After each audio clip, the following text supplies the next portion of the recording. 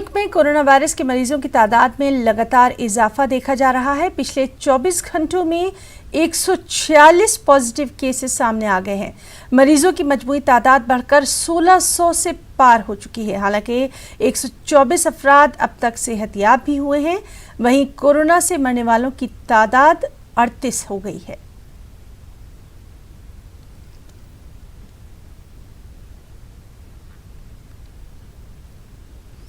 दिल्ली निजामुद्दीन मरकज मामले की जांच क्राइम ब्रांच के हवाले है। मरकज के जिम्मेदार मौलाना साद समेत 6 अफराद के खिलाफ FIR दर्ज की गई है। मरकज के 2361 अफराद को बाहर निकाला गया है, जिसमें से 617 अफराद को आइसोलेट कर दिया गया है।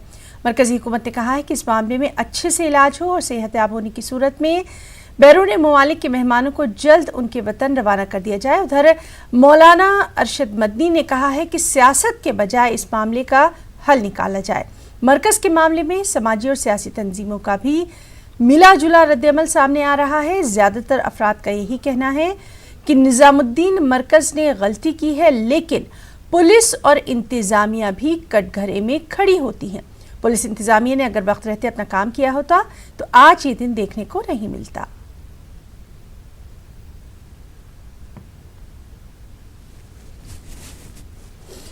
वज़ारत दाखिला ने सभी रियासतों के नाम खत जारी किया है। इसमें तबलीगी जमात के अफराद की जांच की हिदायत दी गई है और सेहतमंद पाए जाने पर सभी गैर मुल्की मेहमानों को उनके वतन रवानगी की तैयारी की हिदायत दी गई है। वाज़ेह है कि मरकज निजामुद्दीन से बड़ी तादाद में गैर मुल्की मेहमानों को आइसोलेट किया गया है। इन गैर मुल्की मेहमानों में कई कोरोना से मुतासिर पाए गए हैं।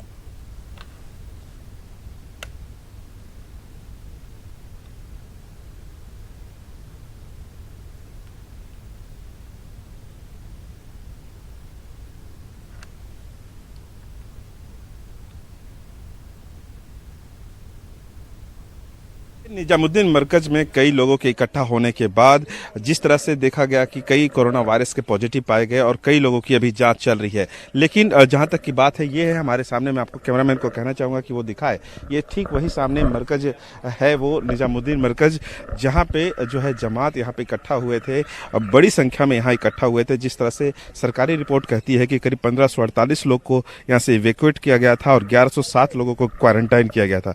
वहीं 441 लोगों में कोविड के सिम्टम्स पाए गए हैं, खास करके उनके 24 लोगों में इस तरह के केसेस पॉजिटिव पाए गए हैं कोरोना वायरस को लेकर के।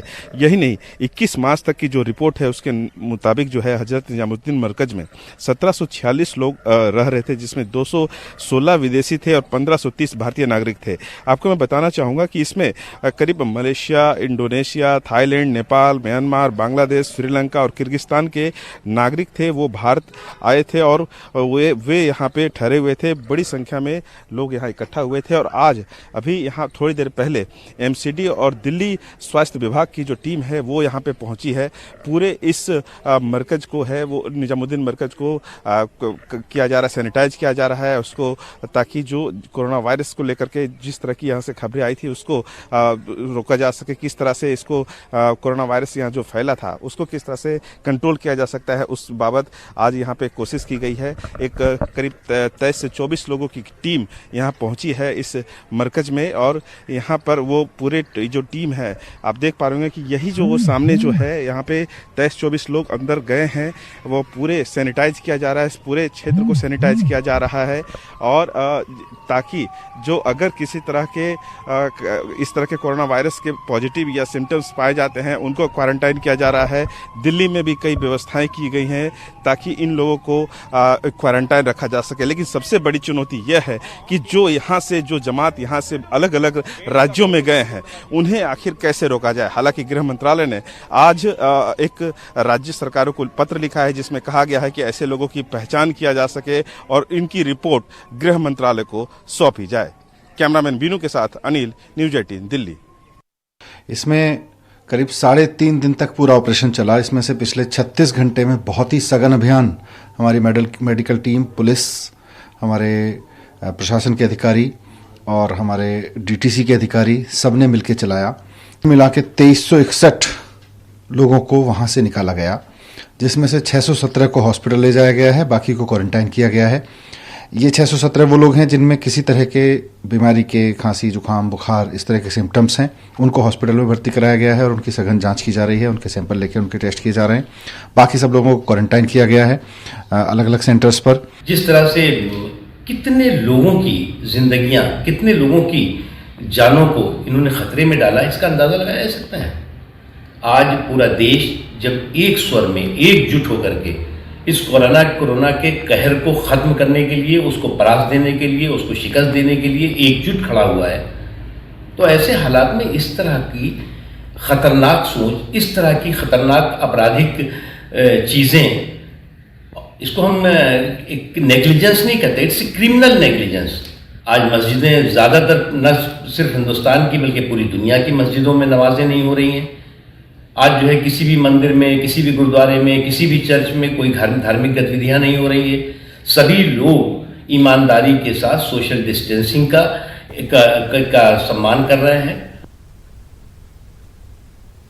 उलमा और दानिश्वरों का कहना है कि मरकज़ निज़ामुद्दीन में ज़रूर गलतियां हुई, लेकिन इसकी जिम्मेदारी हुकूमत पर भी है। अगर मकामी पुलिस इंतज़ामिया वक्त पर अपनी जिम्मेदारी अदा करती तो इस तरह का माहौल पैदा नहीं होता। मरकज़ का ही मामला नहीं है, बल्कि अगर आप देखें तो 5 लाख आदमी यहाँ आनंद विहार पे इकट्ठा था और दूसरी जगहों पे इकट्ठा था, महाराष्ट्र में, पूना में, बम्बई में। ये एक सिस्टम फेलियर है। मरकज़ वालों की कुछ गलती हो सकती है, मगर इसकी सारी जिम्मेदारी एडमिनिस्ट्रेशन की है। माननीय प्रधानमंत्री जी ने 4 घंटे का नोटिस देके कह दिया कि 21 दिन का लॉकडाउन कर दो। हम लॉकडाउन को सपोर्ट करते हैं, लॉकडाउन होना चाहिए, कोरोना से हम सबको लड़ना चाहिए, मगर बिना इस बात को जाने कि कौन लोग कहां से आए हुए हैं, कहां फंसे हुए हैं, इस तरह लॉकडाउन करना और उनको फिर बाद में परमिशन न देना जाने की, ये अपने आप में कहीं ना कहीं एक बड़ी गलती है प्रशासन की। ये जो वाकया तबलीगी जमात के मरकज़ में हुआ है, अफसोसनाक है और इसमें वाकईन गलती रही है, बहुत बड़ी गलती रही है। और बहरहाल मज़हब से जुड़े हुए और पढ़े लिखे लोगों के दरमियान इस तरह की गलती जो है वो और भी ज़्यादा संगीन बन जाती है। देखिए, असल में हिंदुस्तान के अंदर कुछ कमियां, कुछ गलतियां जो है वो सरकार की तरफ से भी हुई हैं। मसलन जिस तरह से ये लॉकडाउन बिल्कुल बहुत शॉर्ट नोटिस के ऊपर लागू किया गया और उसके बहुत ही संगीन नताइज जो है वो बरामद हुए। पूरी दुनिया ही के अंदर शुरू में, इब्तदा में इस चीज़ को पूरी संजीदगी के साथ नहीं लिया गया। वो चीन हो या अमेरिका हो या ईरान हो, सभी जगह के ऊपर शुरू में बिल्कुल नज़रअंदाज किया गया है और बहुत इसे हल्केपन में लिया गया है। अगर ऐसा यानी शुरू से ही इसकी सिलसिले में एहतियात की जाती तो शायद ये सूरत हाल सामने ना आती। दिल्ली के निज़ामुद्दीन मरकज़ को बदनाम करने की सोची समझी साजिश है। वायरस का कोई मजहब नहीं होता। मौलाना अरशद मतीन ने मीडिया से बातचीत में ये बात कही। उन्होंने कहा कि कोरोना वायरस को लेकर निज़ामुद्दीन मरकज़ को बदनाम करना ठीक नहीं। ताकत की तरफ से बात का बतंगड़ बनाया जा रहा है। मरकज़ वालों ने बार बार राबता कायम किया और ये चाहा कि किसी तरह इन लोगों को परमिट मिल जाए तो ये अपनी जगहों के ऊपर पहुंच जाएं, लेकिन ऐसा नहीं हुआ। यहाँ तक के प्राइम मिनिस्टर ने जब लॉकडाउन किया तो ये कह दिया कि जो जहाँ हैं उनको वहीं रहना चाहिए। इन लोगों ने अपने मरकज़ के अंदर रखा तो मरकज़ के अंदर तो हमेशा हज़ारों आदमी रहते हैं, जिसके अंदर गैर मुल्की भी थे और मुल्की लोग भी थे। अब उसके बाद इस चीज़ का फैल जाना है, ये तो एक अजीब व गरीब सी चीज़ है। आप अगर इन लोगों को देखेंगे जो लाखों के एक भीड़ चली जा रही है, अपने अपनी जगहों पर पहुँचेंगे और देखेंगे कि इनके अंदर हर शख्स को टेस्ट करेंगे तो कितने लोग होंगे जिनके अंदर कोरोना वायरस पकड़े जाएंगे। इसी तरीके से यहाँ भी हुआ है। जिला गुलबर्गा से मरकज़ निज़ामुद्दीन के जोड़ में शिरकत करने वाले 19 अफराद को ESI अस्पताल में क्वारंटीन किया गया है। गुलबर्गा निगराकार वजीर गोविंद काजूल के मुताबिक तमाम 19 अफराद की सेहत पर कड़ी नज़र रखी जा रही है। ज़राए के मुताबिक इनमें से बेशतर की हालत मुस्तहकम है। 2-1 को छोड़कर किसी की भी तबीयत में कोई तब्दीली नहीं देखी गई।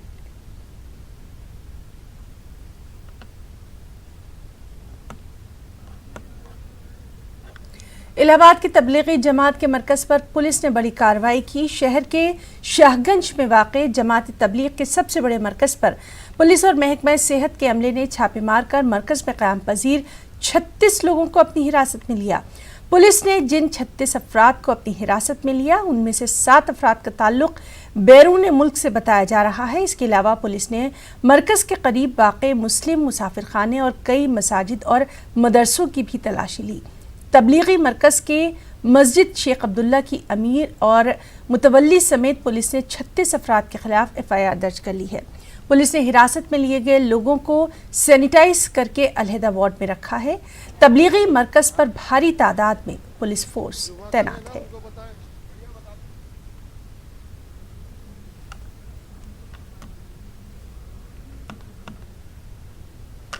इलाहाबाद के तबलीगी मरकज़ पर पुलिस के छापे के बाद उसको खाली करा लिया गया। पुलिस ने मरकज़ से 36 अफराद को हिरासत में लेने और उनको अलहदा वार्ड में भेजने के बाद मरकज़ और उसके आसपास के इलाकों को पूरी तरह से सैनिटाइज कराया। तबलीगी मरकज़ और मस्जिद शेख अब्दुल्ला के अलावा मुस्लिम मुसाफिर खाने की इमारत को भी सैनिटाइज किया गया। वाज़ेह है कि यूपी हुकूमत के हुक्म के बाद तबलीगी जमात से ताल्लुक़ रखने वाले दीनी मराकज़ और मस्जिदों पर पुलिस ने छापेमारी की है।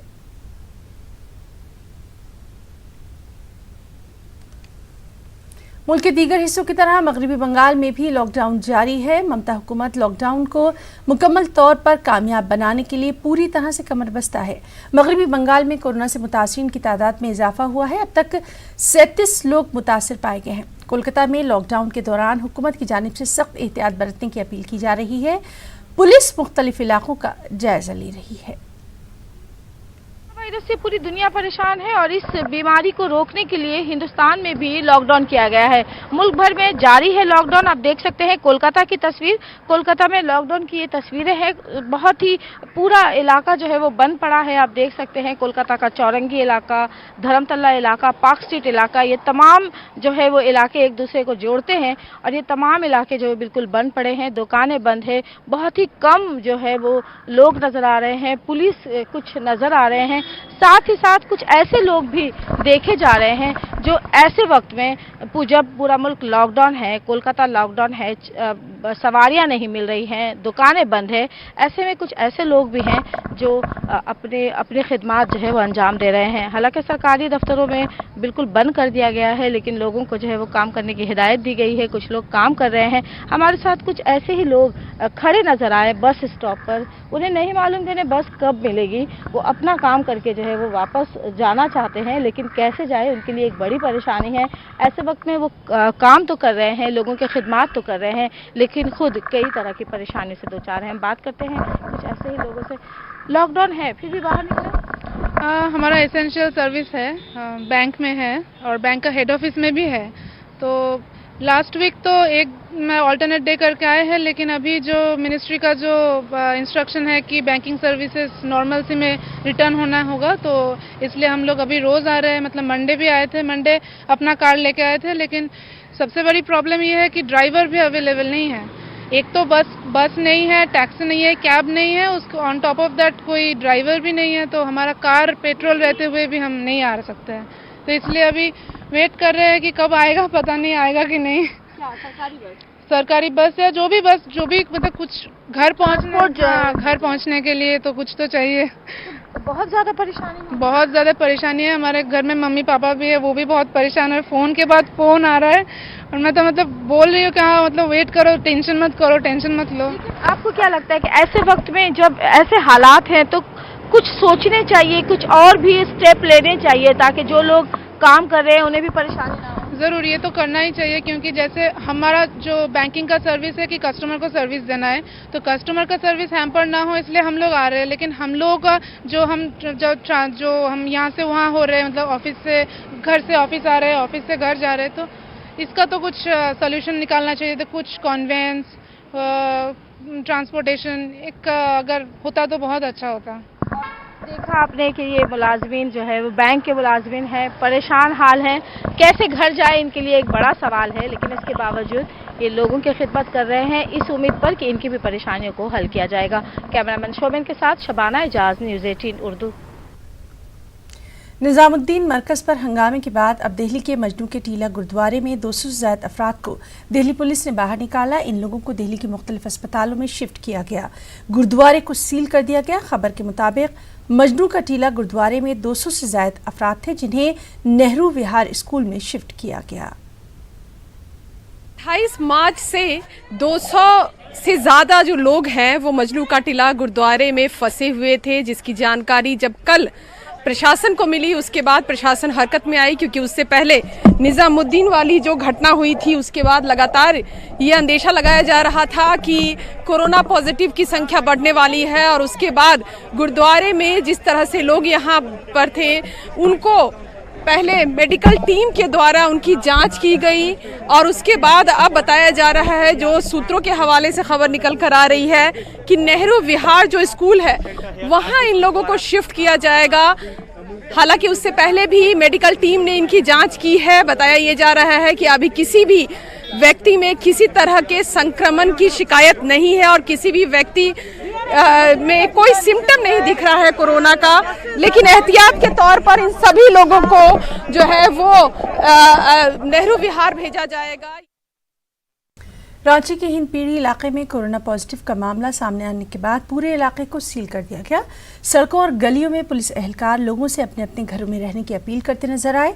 कोरोना से मुतासरा खातून के साथ राब्ते में आने वालों की शिनाख्त करने में मसरूफ लोगों का कहना है कि जब तबलीगी जमात के लोग 17 मार्च को रांची आए थे तो जमात के मकामी अहदेदारों ने इसकी इत्तला इंतजामिया को दी थी, लेकिन इंतजामिया ने एक हफ्ते तक कोई मुनासिब कार्रवाई नहीं की। वही जमात से जुड़े लोगों का कहना है कि हमने खुद तबलीगी जमात के लोगों को मकामी इंतजामिया के सामने पेश किया था। पुलिस ने किसी भी शख्स को मस्जिद से नहीं निकाला है।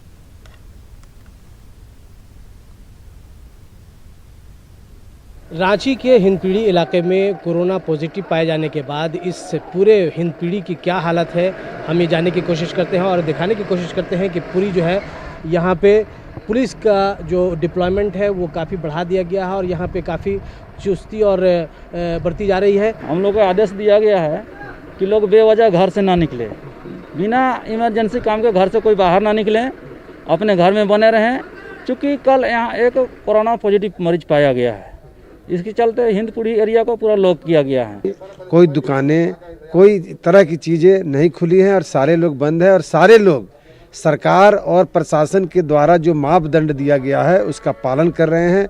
सरकार और प्रशासन से एक ही हमारे लोगों का अपील है कि कम से कम इन इलाकों में सैनिटाइज्ड करा दिया जाए और दूसरा चीज़ ये है कि जो भी लोगों पर शक है उसकी जांच कराए। जांच कराने के लिए हम लोग तैयार हैं। हमारे मस्जिद अंबिया जो है वहाँ जमात आई थी 21 तारीख को। उसके बाद जमात आई तो जमात जब आती है तो हम लोगों को ये पता चलता है कि रिपोर्ट CID रिपोर्ट की जाती है। उसके बाद अचानक एक दिन थाना प्रभारी ने मुझे 24 तारीख को दिन में फ़ोन किया और उन्होंने पूछा मुझसे कि क्या आप मस्जिद अंबिया का सदर हैं? हम बोले जी हाँ। तो आपके जमात आई हुई है? हम बोले जी हाँ। तो कहाँ से आई हुई है? तो मलेशिया से। तो कितने लोग हैं? तो मैंने कहा कि 4 मर्द हैं और 4 औरतें हैं। तो वो लोग कहाँ पे ठहरे हुए हैं? तो 4 मस्जिद पर ठहरे हुए हैं, 4 हमारे एक घर पे ठहरे हुए हैं। तो अच्छा, इसका हमको आप लिखित एक बयान दीजिए। तो मैंने तुरंत एक अपने मस्जिद अंबिया का लेटर पैड पर लिख करके कि मैं जब थाना पहुंचा तो वहाँ सब लोग बैठे हुए थे, तो इस तरह से कर रहे थे वो लोग, कोरोना के लेकर के दूर रहने को कहा और मैंने एक कॉपी उनको दिया और रिसिपिंग मांगा। तो उन्होंने कहा कि कोरोना है इसलिए इस कागज़ छूना भी मना है, आप कागज़ जमा कर दीजिए। और थाना प्रभारी ने मुझे कहा कि SDO साहब को आप बात कीजिए। तो मैंने जब SDO साहब को फ़ोन लगाया और मैंने जब उनको बताया तो उन्होंने कहा कि अभी टाइम नहीं, आप मैसेज कर दीजिए। तो मैंने उनको मैसेज कर दिया 24 तारीख को कर करके और उनको पूरी जानकारी दी। जानकारी देने के बाद दूसरे दिन 2 दिन के बाद फिर सदर हॉस्पिटल से 4 नर्स लोग आई और कहा कि जांच के लिए। तो मैंने उतार करके मलेशिया के एक जमात साथी को उनसे मिलवाया और उनसे बात की, उनसे पूछा कि क्या आपने एयरपोर्ट पर चेक हुआ था? उन्होंने कहा कि तो वहाँ से कोई खबर आई? तो नहीं आई। उसके बाद उन्होंने स्वस्थ लिख करके वो चले गए। उसके बाद 30 तारीख को तबलीगी जमात के जो हमारे अमीर होते हैं हाजी मिराज साहब ने वो मस्जिद अंबिया में आए और मुझसे मिला और कहा कि अब ये जमात हमारे मदीना मस्जिद में जाएंगे। तो मैंने फिर उनको वो दे दिया इजाज़त और उसने कहा कि थाना का जो कागज़ है उनको भी एक कॉपी मैंने उनको दे दिया। एक हफ्ता पहले आपके खबर? जी हाँ, उसके बाद तक प्रशासन कहीं तक कोई बात नहीं थी। हाँ, 7 दिनों तक प्रशासन कहीं से कोई तरह की बात नहीं आई। अचानक मुझे 30 तारीख को 28 तारीख को ये पता चला हम लोग को 28 तारीख को पता चला कि वहाँ पर एयरपोर्ट पर मलेशिया की जमात की जहाज़ आ रही है, अब हम लोगों को बाय कार भेजना है। तो हमारी ऑफिस से बैठकर सारे बातें हुई और हमने सिटी एसपी से बात किया और बात करने के बाद फिर उन्होंने सिटी एसपी साहब ने मिराज साहब को कहा कि जमात के साथी को पहुंचा देने की काम की। तो रात को 12 बजे रात को हम लोगों ने जा करके पहुंचाया है, बल्कि छिपा के रखा नहीं है। बिल्कुल नहीं, गलत बात है, बिल्कुल गलत है ये। हम लोगों ने उनको पहुंचाया है प्रशासन के पास और उसके बाद 2 दिन के बाद ये पता चलता है अचानक कल अचानक 5 बजे शाम जब असर की नमाज पढ़ करके मैं निकला तो मैंने नाला रोड पर इस तरह का देखा, इस तरह का भयभीत, जैसे लगता है कि बहुत कुछ हो गया यहाँ पर। मैं फिर से आपके माध्यम चैनल से उन तमाम लोगों से अपील करता हूँ कि इस तरह का अखबारों में झूठी ना लिखे बल्कि सच्चाई लिखे और कोरोना हम लोग को मिलकर लड़ने की जरूरत है।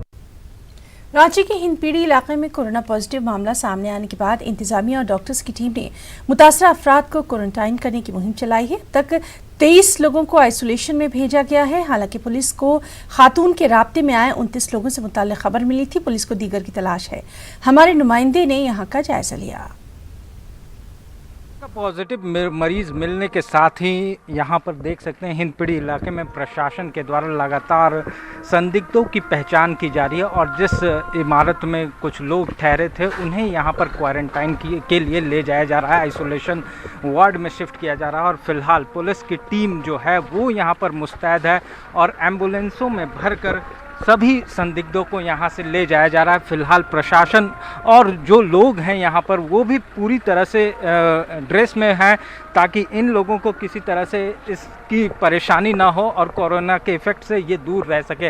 हालांकि प्रशासन को फिलहाल रेनकोट दिया गया है क्योंकि पीपीई जो गाउन है वो अभी तक उतनी ज़्यादा नहीं मिल पाई है, जिस कारण ये परेशानी यहाँ पर लोगों को देखने को मिल रही है। और लेकिन जिला प्रशासन जो है और पुलिस की टीम यहाँ पर पहुँची हुई है और फिलहाल जो रेस्क्यू ऑपरेशन है वो यहाँ से क्वारंटाइन के लिए किया जा रहा है। रांची सहित हिंदपीढ़ी के पूरे इलाके को एक तरह से कहा जाए तो कल से ही कॉर्डन ऑफ कर दिया गया है और जितने भी संदिग्ध लोग हैं जो उन लोगों के संपर्क में आए थे उन्हें फिलहाल क्वारंटाइन किया जा रहा है और आइसोलेशन वार्ड में शिफ्ट करने की पूरी प्रक्रिया जो है वो पूरी सावधानी तरीके से यहाँ पर करते हुए प्रशासन नजर आ रही है। कैमरामैन अमित के साथ ओम प्रकाश, न्यूज़ 18 रांची। जम्मू कश्मीर के बानिहाल में हालान गली की ऊंचाई पर 7 अफराद के फंसे होने की राष्ट्रीय राइफल्स को मोबाइल पर इत्तला मिली। इसके फौरी बाद फौज ने रेस्क्यू ऑपरेशन किया। इसमें से 4 को रेस्क्यू कर लिया गया। बानिहाल रेस्क्यू फाउंडेशन और पुलिस के हवाले इन्हें किया गया। इनमें 3 की मौत हो चुकी है। मेडिकल अमले ने मौत की तस्दीक कर दी है। वहीं हिंदुस्तानी फौज की बरवक्त और अनथक कार्रवाई के नतीजे में परवेज अहमद की जान बच गई है।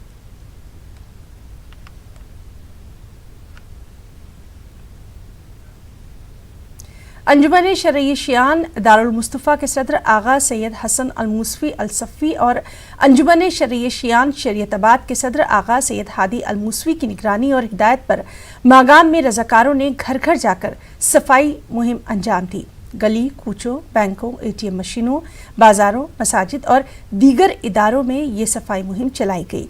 रज़ाकारों की एक टीम ने आगा सैयद हसन की हिदायत पर सब डिस्ट्रिक्ट अस्पताल मागाम में डॉक्टरों और दीगर मुलाजमीन के लिए BMO मागाम को मुख्तलिफ वर्दियाँ फराहम की। लोगों में भी मास्क और वर्दियाँ तकसीम की गईं। ये रज़ाकार गांव-गांव जाकर गरीब लोगों तक राशन पहुंचाने का काम कर रहे हैं। काफ़ी तादाद में नौजवान इस काम में हिस्सा ले रहे हैं। ये रज़ाकार ज़िला बारामूला और बडगाम के कई इलाकों में मुहिम चला रहे हैं। लोगों ने रज़ाकार नौजवानों की बेहद सताइश की है।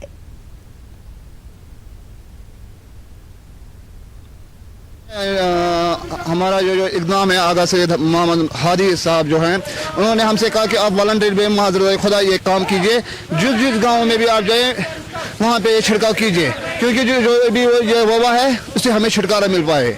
चाहे हम बिला मिलत बिला तफर्रुक किसी भी गांव में गए, अभी तक मागाम इलाका हमारा ये भी चल रहा है। इसके बाद हमारे दूसरा डिवीजन है बारामूला उसमें हम भी इंशाल्लाह कोशिश करेंगे वहाँ भी पहुँचने की। ज़ेर सदारत अंजुमन शहरी शियान आगा सैयद हसन साहब के फरमान पर और पहले दिन से ही हम ग्राउंड पे लगे हैं। हमने अपने अपने इलाकों में सारे डिस्ट्रिक्ट लेवल पे, कस्बा लेवल पे और देहात लेवल पे सारे QRTs यानी क्विक रेस्पॉन्स टीम्स को एक्टिवेट करके पहला इकदाम हमने ये अवेयरनेस का उठाया। जो फ्रंटलाइन डॉक्टर्स इस वक्त है उनको हम PPE प्रोवाइड कर सके जितना भी हमसे हो सके।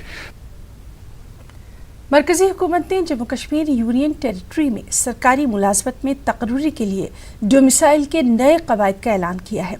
इसके मुताबिक नॉन गेजेटेड रैंक या इससे कम दर्जे की मुलाजमतें जम्मू कश्मीर के डोमिसाइल हकूक रखने वालों के लिए रिजर्व रहेंगी। खास रिपोर्ट।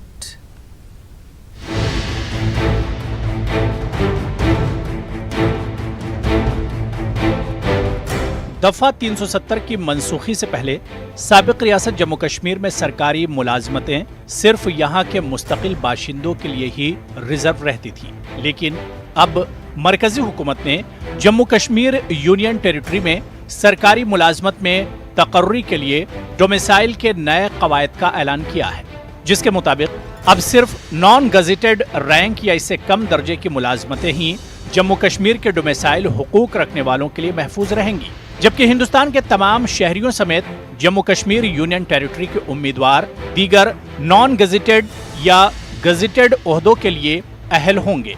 हुकूमत के गजेट नोटिफिकेशन के मुताबिक जम्मू कश्मीर में 15 साल सुकूनत अख्तियार करने वाले या 7 साल तक तालीम हासिल करने वाले और जम्मू कश्मीर में वाक़े किसी तालीमी इदारे में 10वीं या 12वीं जमात में शिरकत करने वाले या रिलीफ कमिश्नर के दफ्तर में रजिस्टर्ड माइग्रेंट को जम्मू कश्मीर यूनियन टेरिटरी के डोमिसाइल हुकूक दिए गए हैं। नए कवायद के मुताबिक मरकजी मुलाजमीन, all India service officers, PSUs के ओहदेदारान, मरकजी हुकूमत के बाइख्तियार इदारे, मजालिस आईनी, मरकजी यूनिवर्सिटियों और मरकज के मुसल्लमा तहकीकी इदारों के ओहदेदारों जिन्होंने जम्मू कश्मीर में 10 बरस तक अपनी खिदमात अंजाम दी हैं, इन्हें और इनके बच्चों को डोमिसाइल हुकूक मिलेंगे।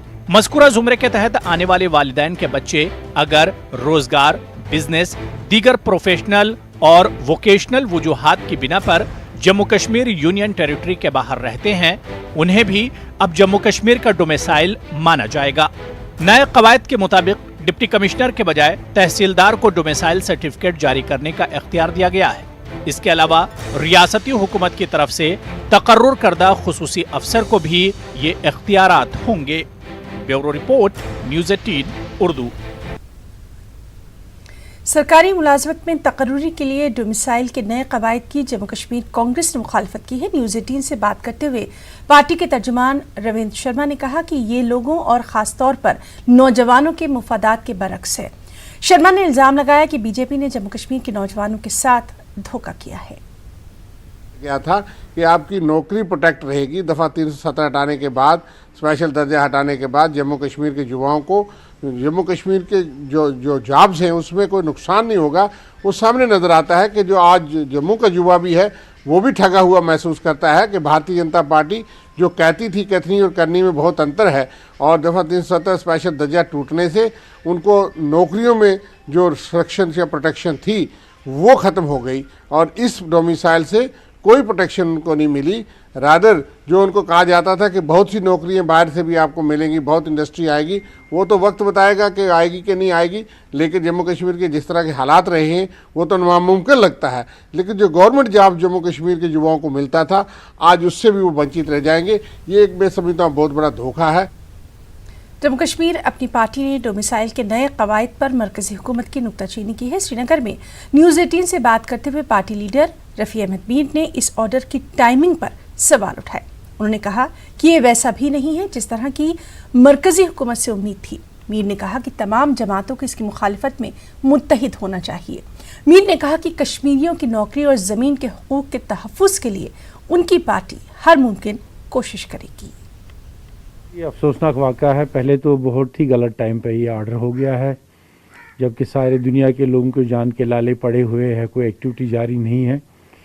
तो इसमें जम्मू कश्मीर के लोगों को ये मुझे लगता है और एक सदमा हुआ, क्योंकि 5 अगस्त के बाद जो हमारे 35A और 370 के दफ़ात ख़त्म होने के बाद जो हमारा डोमिसाइल कानून और बाकी चीज़ें ख़त्म हो गई थी, जिसमें ख़ासकर नौजवानों की नौकरियां और यहाँ पे ज़मीनों के मामला है। हम उम्मीद करते थे कि गवर्नमेंट ऑफ इंडिया ने जो वादे किए थे पार्लियामेंट में, या जो यहाँ के लोगों की ख्वाहिशात थी, या जो हमारी डिमांड थी जब हम मिलने गए थे, तो वो उसको बराबर नहीं किया गया है। एक मजाक सा लग रहा है, क्योंकि इसमें जो हमारी एक्सपेक्टेशन थी कि 335A को हटाने के बाद उसके मुतबादिल कवानीन सामने आएंगे ताकि यहाँ के बच्चों की नौकरियाँ और हमारी ज़मीनों का तहफ़्फ़ुज़ होगा। हम कतई तौर ये मुझे लगता है एक नाकाबिल कबूल आर्डर है। गवर्नमेंट ऑफ इंडिया को वापस लेकर इसको आज सर नव देखना चाहिए। जम्मू कश्मीर बीजेपी ने डोमिसाइल से मुतालिक नए कवायद का खैर मकदम किया है। पार्टी के तर्जुमान अनिल गुप्ता ने न्यूज़ 18 से बातचीत करते हुए कहा कि इस कानून की सख्त ज़रूरत थी और वो इसके लिए मरकज़ के शुक्रगुजार हैं। ये एक लेवल प्लेइंग फील्ड हो जाएगी सब हिंदुस्तानियों के लिए, और इसके तहत जो 15 साल तक यहाँ पर रहे हैं, और खासकर जो नया कानून बना है जिसमें 10 साल तक सेंट्रल गवर्नमेंट एम्प्लॉयज़ को, क्योंकि अभी तक हमारे पास एक बहुत बड़ी खामी थी, हमारे पास बड़े बड़े अस्पताल थे, बड़ी बड़ी यूनिवर्सिटीज़ थी, पर बाहर से लोग नहीं आते थे जहाँ पढ़ाने के लिए या काम करने के लिए, क्योंकि उनको डर रहता था कि यहाँ पे नौकरी ख़त्म करने के बाद वो कहाँ जाएंगे। तो इसलिए ये जो 10 साल का प्रोविज़न किया गया है, ये एक बहुत ही खुशामदीद प्रोविज़न है। इससे टैलेंट आएगी हमारे यूनियन टेरिटरी के अंदर, और जो हमारे अदारे खाली पड़े हुए थे जहाँ पे कि हमारे पास वैकेंसीज थी सुपर स्पेशलिस्ट के लिए और बाकी टैलेंटेड लोगों के लिए, वो पूरी की जा सकेंगी। एक और बात इसके अंदर जो की गई है वो बहुत अच्छी है, वो ये है कि जो जैसे फौजी हैं वो रियासत से बाहर है, तो रियासत के बसिंदे लेकिन रियासत से बाहर रहते हैं, उनके बच्चों को भी इसके लिए डोमिसाइल का हकदार माना गया है। तो मैं तो कहूँगा कि ऑल इन ऑल ये एक बहुत ही अच्छा सोचा समझा और सुलझा हुआ कानून है। जम्मू कश्मीर में कोरोना वायरस के मामले हैं कि लगातार बढ़ते जा रहे हैं और ऐसे में कश्मीर में डॉक्टर्स और इंजीनियर्स की एक टीम ने अनोखी पहल की। एक नई टेक्नोलॉजी के तहत एक वेंटिलेटर को 4 मरीजों के लिए इस्तेमाल में लाया जा सकता है। कोरोना के चलते दरअसल वेंटिलेटर्स की कमी देखी जा रही है और इसी को किसी हद तक कम करने के लिए ये इक़दाम किया गया। DRDO ने एक वेंटिलेटर को बैक वक्त 4 मरीजों के लिए इस्तेमाल करने की टेक्नोलॉजी को कामयाब करार दिया। डॉक्टर्स का कहना है कि वेंटिलेटर्स की कमी के मसले से इस इक़दाम से निपटा जा सकता है।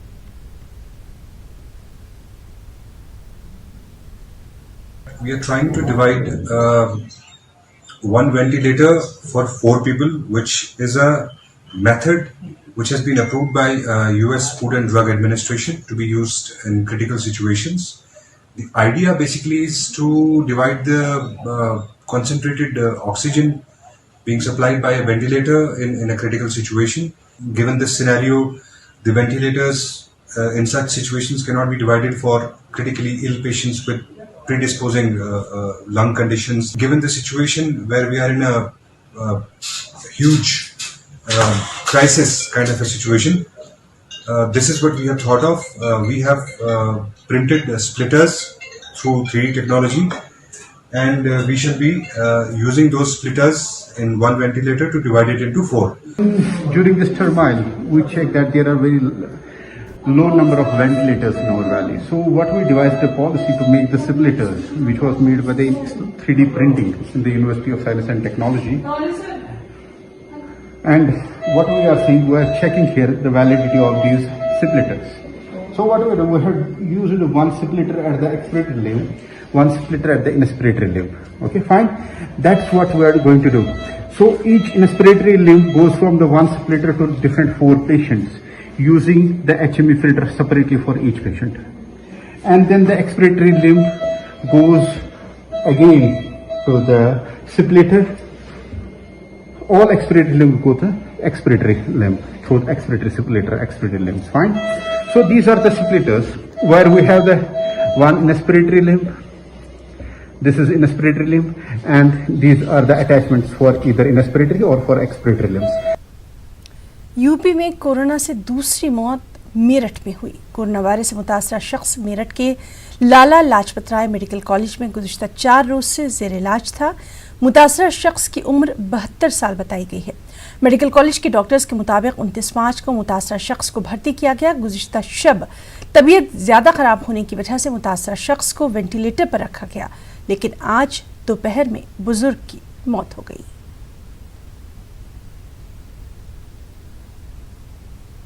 जो ये पहले जो पेशेंट थे इकरामुल हसन, उनके ससुर हैं ये। इनका नाम है अब्दुल अहमद नाम इनका, ये 72 साल के थे और इन्होंने ये जो है हमारे यहाँ 29 तारीख को ये पॉजिटिव आए थे और 29 तारीख से ठीक चल रहे थे। पहले ऑक्सीजन पे थे, ऑक्सीजन से सिचुएशन मेंटेन हो रहा था। कल रात में इनकी ऑक्सीजन गिरने लगी और ये जो है 75% ऑक्सीजन पे मेंटेन नहीं कर पा रहे थे। फिर हमने 1 बजे रात में इनको वेंटिलेटर लगवाया। मौलाना खालिद रशीद फिरंगी महली का कहना है कि तमाम रियासतों के हज हाउस को कोरोना वायरस के मरीजों के लिए इस्तेमाल में लाना चाहिए। हज हाउस को हुकूमत अलहदा वार्ड के तौर पर इस्तेमाल करे, इससे मुसलमानों को खुशी होगी। और इस सिलसिले में हम समझते हैं कि पूरे मुल्क भर में और मुल्क के मुख्तलिफ शहरों में जो हज हाउस कायम है वहाँ पर हुकूमत अगर चाहे तो वहाँ पे आइसोलेशन सेंटर्स इन हज हाउसेस में कायम कर सकती है और उसमें किसी भी मुसलमान को कोई भी एतराज़ नहीं होगा कि अगर हज हाउस इतने नेक काम के लिए इस्तेमाल कर लिया जाए। और जो कि हज हाउस में तमाम फैसिलिटीज़ मौजूद रहती हैं और बड़े रकबे में इन हज हाउसेस की तामीर की गई है, लिहाजा इन हज हाउसेस को आइसोलेशन वार्ड के लिए आइसोलेशन सेंटर्स के तौर पर अगर हुकूमत इस्तेमाल कर ले तो हम ये समझते हैं कि बड़े पैमाने पर इस बीमारी से लड़ने पर इन हज हाउसेस के ज़रिए से भी इंशाअल्लाह इस मुल्क को कामयाबी मिलेगी और इसमें तमाम किसी भी मुसलमान को जाहिर सी बात है कोई भी एतराज़ नहीं होगा बल्कि और ख़ुशी होगी। इसी तरीके से हम सबको आगे आ करके इस मुहिम में और इस जंग में हुकूमत का पूरी तरीके से ताउन करना चाहिए। अकोला में लॉकडाउन की वजह से परेशान और मजबूर लोगों की मदद करके मुस्लिम तंजीमों ने शानदार मिसाल कायम की है। खाने के पैकेट से लेकर राशन किट तक ज़रूरतमंदों में तकसीम किए जा रहे हैं। एक रिपोर्ट।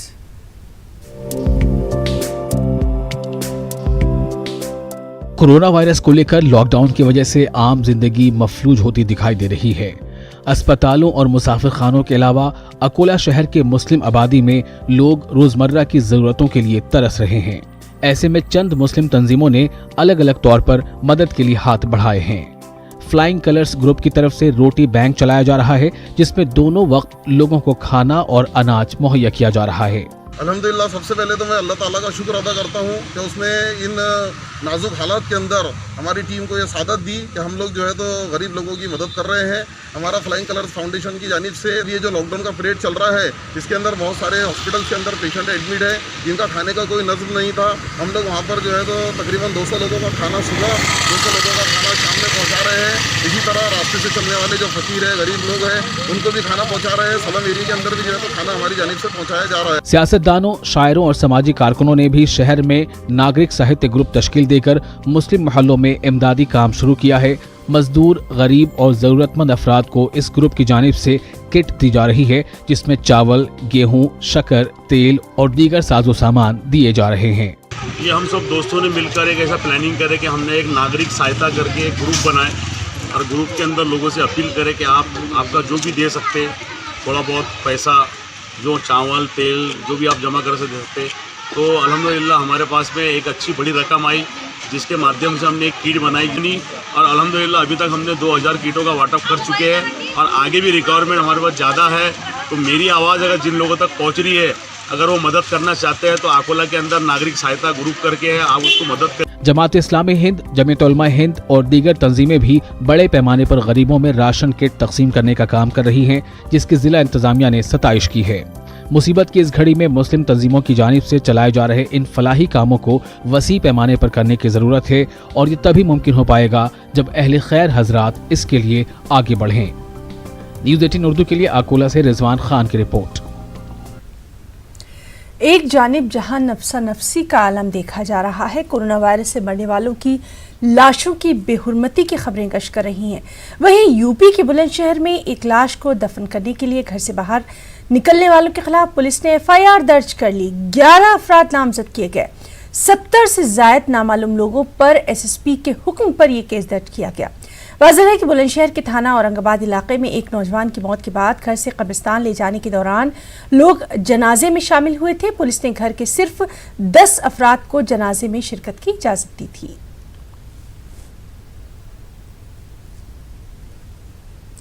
और वहीं कोरोना वायरस की वबा के खौफ का अंदाजा अगर आपको लगाना है तो आपको औरंगाबाद के पटन तालुका में वाक़ई खाद गांव जाना होगा। इस गांव में कदम रखना इतना आसान हरगिज नहीं है, क्योंकि खाद गांव में बाहर के लोगों का दाखिला बिल्कुल मना हो गया है।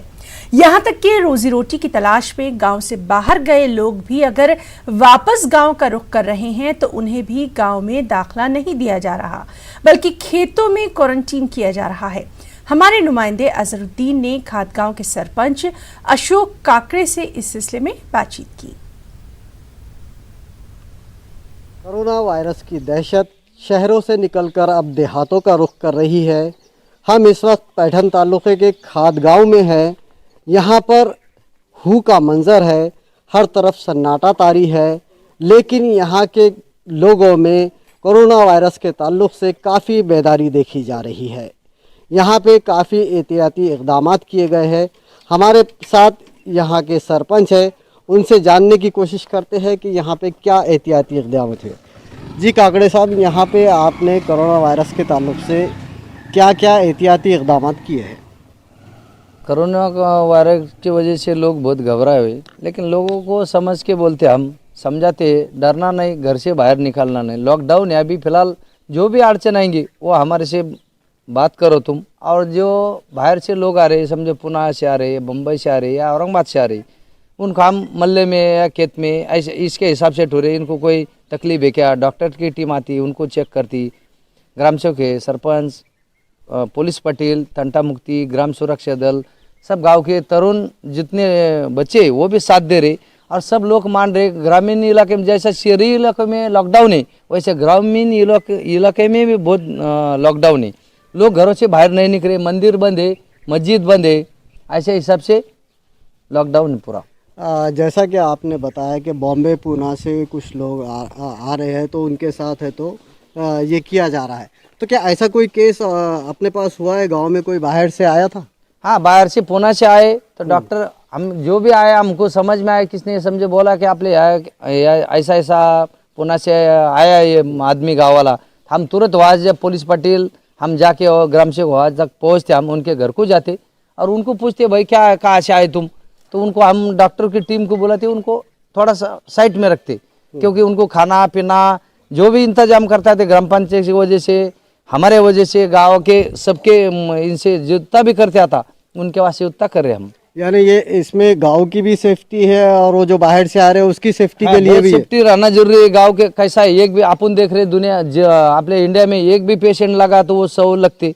इसके हिसाब से हम भी इतना भी सिटी के हिसाब से ग्रामीण इलाकों में बहुत स्ट्रिक्ट करे वाले हमने भी। हमारा भी रात दिन ध्यान है, 24 घंटे हम ये काम करें कि अपने गाँव में किसको तकलीफ नहीं होना। बाहर से आने वाला कैसा आता अपने को मालूम नहीं, एक आया तो सबकी नुकसान होंगी, सबको धोखा होगा, इसलिए हम पहले सतर्क है इसके वास्ते। बहुत बहुत शुक्रिया। ये थे सरपंच काकड़े साहब। इनका साफ कहना है कि यहाँ पर कोरोना वायरस से बचने के लिए काफ़ी एहतियाती इक़दामात किए गए हैं। अजहरुद्दीन, न्यूज़ 18 उर्दू, खादगांव तालुका पैठन, औरंगाबाद। कर्नाटक के गुलबर्गा के एक मोहल्ले जिलानाबाद की आवाम ने न सिर्फ शहर गुलबर्गा के लिए बल्कि पूरे मुल्क के लिए मिसाल कायम की। मकामी आवाम ने मोहल्ले की 30 मसाजिद के आइमा मौज़नीन के लिए हदिये का इंतज़ाम किया। जिलानाबाद अवामी इत्तेहाद के नाम से कायम तंजीम के बैनर तले ये मिसाली काम किया गया। ज़िम्मेदारान के मुताबिक मोहल्ले में 30 ऐसी मसाजिद हैं जिनके असासिजात नहीं हैं। जिन मसाजिद के अखराजात मुसल्लियान के चंदे से चलते हैं, ऐसी मसाजिद के आइमा और मौज़नीन को यह हदिया दिया गया।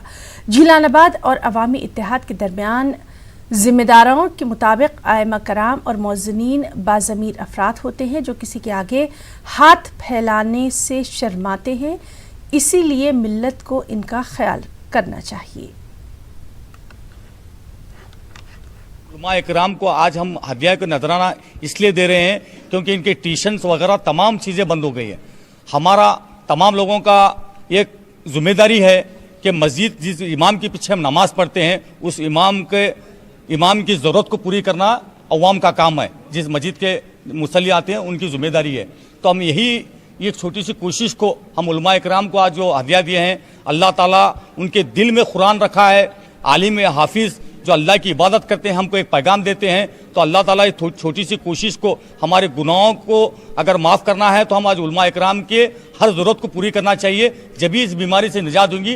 ये हमारी सोच थी, इसलिए हम जलालाबाद अवामी इत्तेहाद ने ये तमाम उलमा इकराम को यहाँ पर बुलाकर, जो उलमा इकराम वहाँ पर हो सकता है कोई कमेटी वगैरह उनको पेमेंट दे रहे हैं, लेकिन ऐसे मस्जिद हैं, सलेम इलाके की मस्जिद है, वहाँ से कोई इनकम या कमेटी को भी नहीं है, वहाँ के मौलाना को भी नहीं है। इसलिए यहाँ पर जलालाबाद अवामी इत्तेहाद उनको एक हदिये के तौर पर कुछ दिया गया है। अल्लाह ताला इस छोटे से नजराने को कबूल करे, इस बीमारी को दुनिया से निजात दिलाए। मदू किया है और हम सभी का तहे दिल से शुक्रिया अदा करते हैं कि अल्लाह तबारक व तआला की बारगाह में दुआ है कि इसी तरीक़े से इन तमामी अवामी जलालाबाद इत्तेहाद कमेटी की खिदमत लेते रहे। अल्लाह तबारक व तआला जो भी इसमें शामिल हाल हैं, दाने दिरहमें सुखने जिस तरीक़े से भी खिदमत को अंजाम दे रहे हैं, अल्लाह तबारक व तआला इनकी खिदमत को कबूल करते हुए दोनों जहां में कामयाबी का बरान अता फरमाए। आइम्मा और मुअज्जिनीन जो है मिल्लत के बहुत ही अहम और ज़िम्मेदार तबक़ा है, और ये लोग दीन की खिदमत के लिए अपने आप को वक्फ किए हुए हैं।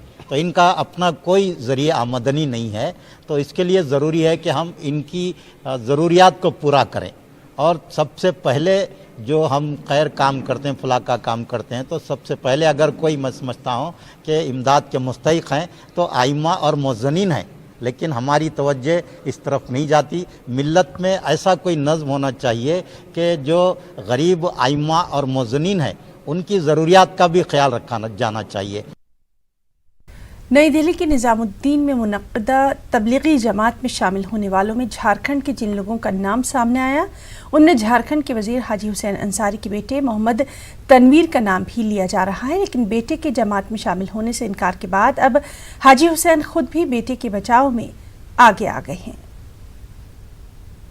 यह ही नहीं है, इसका सबसे बेहतर सबूत, सिंपल से बेहतर और बेहतर सबूत होगा जो हमारे घर में सीसी कैमरा है, दुकान में कैमरा है, वो जांच कर ले। और जो मोबाइल नंबर दिया गया, मोबाइल नंबर निकाला गया नाम से, उसके नाम से, सबसे बेहतर है कि 1-2 महीना मोबाइल जांच कर लें। जब तक जो दिल्ली कब गए हैं, कहाँ गए हैं, नहीं गए हैं, पता चल जाएगा। वो उससे बढ़िया क्या होगा। वो ये सब सिर्फ खावटी बात है। नाम मिल सकता है, मोबाइल जो उसका फादर का नाम तो नहीं है, नाम है सेम नाम देवघर में 2 आदमी का है, जो यहाँ पर अब्बास, मौलाना अब्बास और तनवीर का नाम देवघर का भी है और यहाँ का भी है। हम चयन करते हैं प्रशासन से, सब लोगों से, जो बेहतर होगा सब जानकारी के लिए, जो उसका जो मोबाइल नंबर ले करके जांच करवाए, देख ले, पता चल जाएगा। वो कोई शख्स बात नहीं होगी। हम खुद चयन करते हैं, गया ही नहीं, हम क्यों बोलेंगे। हम घर से निकला ही गया ही नहीं है। वो लोग दिल्ली में गया, बोला कि 93 हम जब भागे थे पढ़ाई टाइम में, उसी समय दिल्ली गए थे। कोरोना वायरस की वजह से राजस्थान वक्फ बोर्ड ने ज़रूरतमंदों तक राशन मुहैया कराने का फैसला किया है। राशन की तकसीम के लिए शहर के मुख्तलिफ मुकामात पर ज़िम्मेदार अफराद की टीम बनाई गई है। ये टीमें ज़रूरतमंदों तक राशन का सामान फराहम करवा रही हैं। वक्फ बोर्ड के चेयरमैन डॉक्टर खानू खान बुधवाली का कहना है कि वज़ीर अशोक गहलोत चाहते हैं कि रियासत में कोई भी भूखा न रहे। राजस्थान के मुख्यमंत्री सम्माननीय अशोक गहलोत जी ने जिस तरह के जो आदेश दिए हैं कि कोई राजस्थान का व्यक्ति भूखा ना सोए, उन्हीं के निर्देशानुसार वक्फ बोर्ड भी एक गरीब ऐसा ही बेचारा जो लोग हैं, जिनको वक्फ बोर्ड के द्वारा जो नेडी लोग हैं, इनकी जो व्यवस्था, जो आज खाने पीने की व्यवस्था, करीबन इस 10 से 11 लाख रुपए की जो राहत सामग्री, हर व्यक्ति जो करीबन 10 व्यक्ति जिस घर में होंगे, वो 20 से 25 दिन तक जो राहत सामग्री का जो किट दिया जाएगा, उससे अपना घर का लालन पालन कर सकता है। न शादी के कार्ड छपे, न ही किसी को दावत दी गई, न बारात गई, न ही ढोल ताशे बजे, लेकिन शादी ज़रूर हो गई और बेहद सादगी के साथ। हम आपको दिखाते हैं औरंगाबाद शहर में ऑनलाइन शादी कोरोना वायरस के इस मौसम में कैसे अंजाम पाई। आप देखिए ये रिपोर्ट। मुझे इजाज़त दें। आदाब। से आपका निकाह आपसे तय हुआ उधार, क्या आपको कबूल है? आपके मौक़िला को इस मक़दार महर पर कबूल मंजूर किया। न बैंड, न बाजा, न बारात, न शादी का कार्ड, न किसी को दावत, और हो गई शादी। औरंगाबाद शहर में ऑनलाइन शादी। दूल्हा और दुल्हन का वीडियो कॉल पर ईजाब व कबूल। ये औरंगाबाद शहर में वाक़े जूना बाजार इलाके का मंजर है। हार पहनकर बैठे नौजवान मोहम्मद मिनहाजुद्दीन के अक़द की तकरीब है, लेकिन मिनहाज की होने वाली बीवी का ताल्लुक बीड़ जिला से है। औरंगाबाद से बीड़ का फासला 120 किलोमीटर है और कर्फ्यू की वजह से दुल्हा बारात लेकर बीड़ न जा सका था। ताहम इस मसले को इस अंदाज में हल किया गया कि स्मार्टफोन के जरिए वीडियो कॉल पर दुल्हन की रजामंदी मालूम की गई। दुल्हन की रजामंदी के फौरी बाद ईजाब व कबूल मुकम्मल कर लिया गया। इस तरह इंतहाई मुख्तसर वक्त में महज चंद लोगों की मौजूदगी में ऑनलाइन शादी अंजाम पा गई। 6 महीने पहले हमने ये डेट लिए थे शादी की। अब हालात के ऐसे मद्देनज़र रखते हुए कोरोना वायरस की वजह से हमने 4 लोग जमा करके ये शादी कर लिए, ऑनलाइन वीडियो कॉलिंग करके शादी करी। मिनहाज के वालिद के मुताबिक 6 महीने पहले ही शादी की तारीख तय की गई थी, लेकिन कोरोना वायरस की वबा की वजह से तकरीब मंसूख कर दी गई और वीडियो कॉल के जरिए ईजाब व कबूल करवाया गया। काबिल जिक्र बात यह है कि शादी के लिए न कार्ड छपे और न ही किसी को दावत दी गई, महज घर के बड़े ही इसमें शामिल हुए। कारी निकाह ने इस शादी को अल्लाह के रसूल की सुन्नत का अमली नमूना बताया। निकाह की तारीख और शादी की तारीख बहुत सारे लोगों की पहले से तय थी, तो दोनों ख़ानदानों ने इस मौके पर अपना ताउन देते हुए अपनी शादी को बहुत मुख्तसर अंदाज में करने का प्रोग्राम बनाया और अल्हम्दुलिल्लाह मजहबी एतबार से भी उसमें सहूलत जदीद टेक्नोलॉजी को इस्तेमाल करते हुए हमने फ़ोन ही पर ईजाब व कबूल करवाया। जो दोनों बारात आती, यहाँ एक हुजूम होता, उस सब से बचते हुए दुल्हन वालों को न बुलाया गया न दूल्हे वाले वहाँ गए। कोरोना वायरस की वबा के चलते मुल्क और दुनिया भर में खौफ व हरास का माहौल है। हर कोई अपने घर में कैद होने पर मजबूर है। ऐसे में इस्लामी तालीमात की रोशनी में बगैर किसी शोर शराबे के निकाह जैसी सुन्नत मुकम्मल कर ली गई। मायूसी के आलम में इससे बढ़कर खुशी की बात और क्या हो सकती है। निकाह को इतना आसान करो कि जिना मुश्किल हो जाए। ऑनलाइन शादी इसकी अमली मिसाल कही जा सकती है। न्यूज़ 18 उर्दू के लिए औरंगाबाद से अजहरुद्दीन की रिपोर्ट।